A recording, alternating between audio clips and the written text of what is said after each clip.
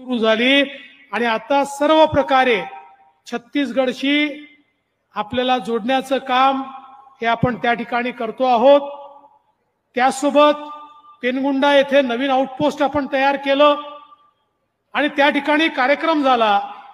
700-800 लोक नागरिक त्या ठिकाणी उपस्थित होते आणि त्या नागरिकांचा जो उत्साह होता, मला असं वाटतं तो उत्साहच गडचिरोलीच्या नवीन सुरुवातीचा, नवीन पहाटेचा उत्साह हा त्या ठिकाणच्या आमच्या आदिवासी बांधवांच्या मनामध्ये, त्यांच्या डोळ्यामध्ये आणि त्यांच्या वक्तव्यामध्ये मला पाहायला मिळाला। आणि म्हणून एक हे परिवर्तन होत आहे आणि त्यासोबत मला असं वाटतं की ज्यावेळी आपण या ठिकाणी मायनिंग सुरू केलं, गेले 25 वर्ष प्रयत्न सुरू होता, काम थोड्या प्रमाणात सुरू होतं, पण त्याला पाहिजे त्या प्रमाणात पाठबळ मिळत नव्हतं। मी मुख्यमंत्री असताना प्रभाकरन माझ्याकडे आले, लॉयड मेटलचे गुप्ताजी माझ्याकडे आले आणि त्यांनी मला सांगितलं की आपण जर आम्हाला मदत केली तर आम्ही मायनिंग सुरू करू। मी त्यांना सांगितलं मी मदत पूर्ण करेन, पण माझ्या गडचिरोलीचा उपयोग वसाहतीसारखा करू नका। आमचं खनिज हे देशभर न्यायचं, देशामध्ये एम्प्लॉयमेंट द्यायची आणि आम्हाला असंच ठेवायचं, हे मान्य होणार नाही। तुम्हाला या ठिकाणी जे काही स्टील प्लांट्स आहेत ते गडचिरोली, चंद्रपूर, वर्धा, पहिला नंबर गडचिरोली आणि इतर सगळा जो आमचा भंडारा, गोंदिया, नागपूर सगळा जो पूर्व विदर्भ आहे, मग पश्चिम विदर्भ आहे, या भागामध्ये तुम्हाला हा माल सप्लाय होईल आणि तिथे स्टील प्लांट उभे राहतील, याकडे लक्ष द्यावं लागेल।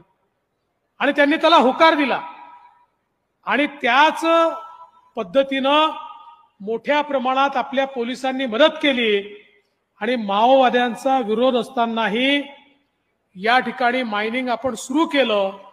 हळूहळू स्थानिकांचाही विरोध होता, कारण त्यांना चुकीचं सांगितलं जायचं, पण ज्यावेळी स्थानिकांचं याच्यामधलं इन्व्हॉल्वमेंट वाढलं, त्यांचीही मदत मिळायला लागली आणि मोठ्या प्रमाणात हे परिवर्तन सुरू झालं।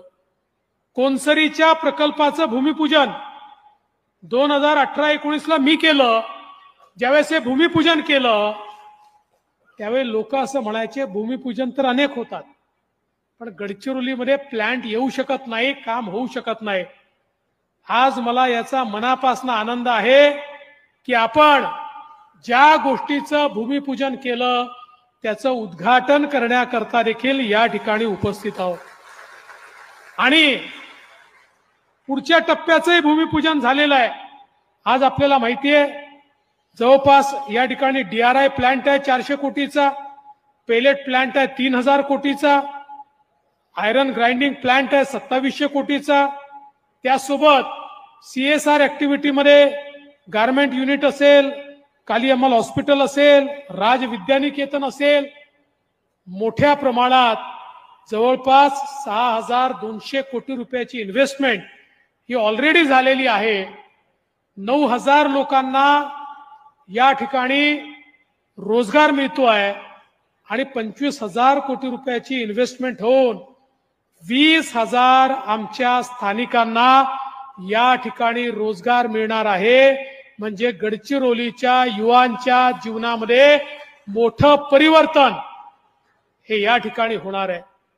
आणि मला प्रभाकरन तुमचं याकरता अभिनंदन करायचं आहे की हे सगळं करत असताना सर्वाधिक विचार तुम्ही स्थानिकांचा केला।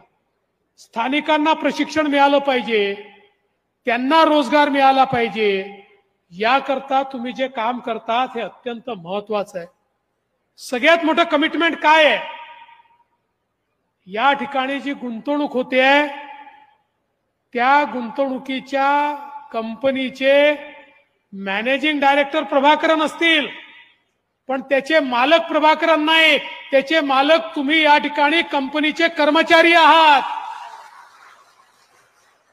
कारण अशा प्रकारच्या कंपन्यांचे मालक हे MD किंवा चेअरमन नसतात, त्याचे शेअर होल्डर हे मालक असतात आणि 1000 कोटी रुपयाचे शेअर हे कर्मचाऱ्यांना आज देण्यात आलेले आहेत. त्यामुळे काम करणारे सगळे कर्मचारी या कंपनीचे मालक होतात. आणि लॉयड कंपनीची जी ग्रोथ मी पाहतोय, आज जो तुम्हाला शेअर मिळालेला आहे ज्याची क्युम्युलेटिव्ह व्हॅल्यू 1000 कोटीची आहे, पुढच्या 5 वर्षामध्ये तुम्ही काही न करता तुमच्याकडे असलेल्या शेअरची व्हॅल्यू 5 पटीनं वाढणार आहे. मी सांगतो, ज्या वेगानं काम इथे चाललेलं आहे त्या वेगानं ज्याला शेअर मार्केट समजतो तो हे सांगू शकतो की पुढच्या 5 वर्षात याची व्हॅल्यू 5 पट वाढेल. म्हणजे 5 पट तुमची संपत्ती या शेअर सर्टिफिकेटमुळे या ठिकाणी वाढणार आहे. आणि म्हणून आपण इथलं जे मायनिंग करतोय स्थानिकांना लुटण्याकरता नाही, स्थानिकांना एम्पावर करण्याकरता. भगवान बिरसा मुंडांनी जे सांगितलं होतं, जल, जमीन आणि जंगलावर आदिवासींचा अधिकार असला पाहिजे, तोच अधिकार या लॉयड मेटलच्या माध्यमातून आपण पुन्हा एकदा इथल्याच जनतेला देतो आहोत. काही न्यायचं नाहीये, केवळ देऊन जायचं आहे. मी पहिल्या दिवशीपासून सांगतो, गडचिरोलीची जल, जमीन, जंगल, इथली बायोडायव्हर्सिटी याला नखभर देखील आम्ही दूर होऊ देणार नाही, नख देखील लागू देणार नाही. आणि म्हणूनच आज या ठिकाणी ज्यावेळी संपूर्ण खाणकाम इलेक्ट्रिक व्हेकलनी होत आहे, मला याचा अतिशय मनापासून आनंद आहे. प्रदूषण मुक्त खाणकाम देशामध्ये पहिल्यांदा कुठे होत असेल तर ते गडचिरोलीमध्ये होत आहे. ही देखील आपल्या सगळ्यांकरता अत्यंत आनंदाची गोष्ट आहे. एक प्रकारे आज ही स्टील सिटी होते आहे, कारण केवळ लॉयड नाही तर लॉयडनी पेलेट प्लांट तयार केलाय, स्लरी पाईपलाईन तयार केलेली आहे. आणि भविष्यात वेगवेगळे जे इन्व्हेस्टर इथे येत आहेत, मागच्याच काळात आम्ही सुरजागड इस्पातचं एक बाबा आपण भूमिपूजन केलं. या सगळ्यांना इथे जी इन्व्हेस्टमेंट येते या सगळ्यांना रॉ मटेरियल पुरवण्याचं काम हे लॉयडच्या माध्यमातून या ठिकाणी होत आहे. म्हणजे या ठिकाणी मोठ्या प्रमाणात गुंतवणूकही येते आहे आणि इथलं परिवर्तन देखील होत आहे. सगळ्यात महत्वाचं, परिवर्तन होत असताना स्थानिकांना रोजगार मिळाला पाहिजे, तो मिळतोय. आणि आरोग्य आणि शिक्षणाची सोय, आरोग्याकरता हॉस्पिटल तयार झालं, मोफत उपचार आहेत, 100 बेडचं होईल, अजून मोठं होईल.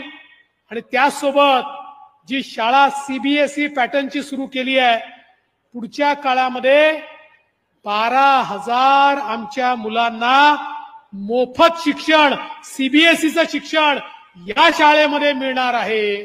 ही अत्यंत महत्वाची गोष्ट आहे. मला आत्ताच एक आपल्या लोकांनी डेलिगेशन मध्ये एक पत्र दिलं आणि सांगितलं ITI सुरू करा. ITIची तर व्यवस्था करतोच आहे, काळजी करू नका. पण मला या गोष्टीचा आनंद आहे, आत्ताच मला आपल्या गोंडवाना विद्यापीठाचे कुलगुरू भेटले. त्यांनी आणि प्रभाकरन यांनी एक ऑस्ट्रेलियन युनिव्हर्सिटी, कुठली युनिव्हर्सिटी, ऑस्ट्रेलियन युनिव्हर्सिटी सोबत करार केला. आपल्याला माहिती आहे जगामध्ये मायनिंग मध्ये नंबर 1 ऑस्ट्रेलिया आहे. त्या ऑस्ट्रेलियन युनिव्हर्सिटी सोबत करार केलेला आहे आणि त्याचं कॅम्पस गोंडवानामध्ये आपण सुरू करतो आहोत की ज्याच्यामध्ये मायनिंगच्या संदर्भित सगळे जे ट्रेनिंग आहेत ते ट्रेनिंग आणि कोर्सेस या ठिकाणी आपल्या गडचिरोलीमध्ये चालतील. आणि ज्यामुळे पुढच्या काळात गडचिरोलीच्या मुलांचं शिक्षण हे देखील असं होईल की सगळ्या प्रकारच्या मायनिंग ऍक्टिव्हिटी आमचीच मुलं, आमच्या गडचिरोलीची तरुणाई या ठिकाणी चालवेल. हा महत्वाचा बदल या ठिकाणी होतोय. मला आनंद आहे की गेल्या 10 वर्षात अनेक गोष्टी आपण गडचिरोलीत केल्या. नवीन मेडिकल कॉलेज असेल, आता तर गडचिरोलीला नवीन एअरपोर्ट आपण त्या ठिकाणी देतो आहोत. आणि वेगवेगळ्या प्रकारची कनेक्टिव्हिटी, समृद्धी महामार्गामुळे गडचिरोलीला आपण त्या ठिकाणी मुंबईशी जोडतो आहोत.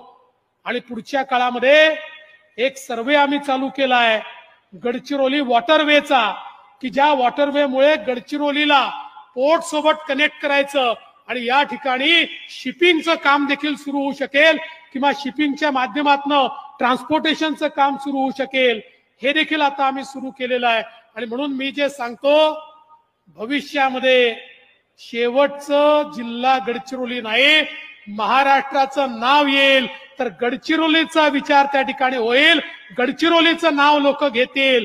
अशा प्रकारचं काम हे आपल्या सरकारच्या माध्यमातून या ठिकाणी चाललेलं आहे. आणि म्हणून मी पुन्हा एकदा लॉयड्सचं मनापासून अभिनंदन करतो. प्रभाकरन जी, गडचिरोली में परिवर्तन तो हो रहा है, कॉफी टेबल बुक भी आपने निकाला, लेकिन गडचिरोली के परिवर्तन का इतिहास जब लिखा जाएगा, उस इतिहास में हिम्मत करके पहली बार यहां पर किसी ने कदम रखा तो आपने रखा. इसलिए लॉयड और त्रिवेदी का नाम भी उस इतिहास में लिखा जाएगा. ये मैं आपको यहां पर बताना चाहता हूं और आपको बहुत बधाई देना चाहता हूं. लॉयडच्या सर्व आमच्या कर्मचारी अधिकाऱ्यांचं मनापासून अभिनंदन करतो. आणि या ऐतिहासिक क्षणाचं साक्षी वर्षाच्या पहिल्या दिवशी तुम्ही मला केलं, त्याबद्दल तुमचे आभार मानतो आणि माझं बोलणं संपवतो. धन्यवाद. जय हिंद, जय सेवा, जय महाराष्ट्र.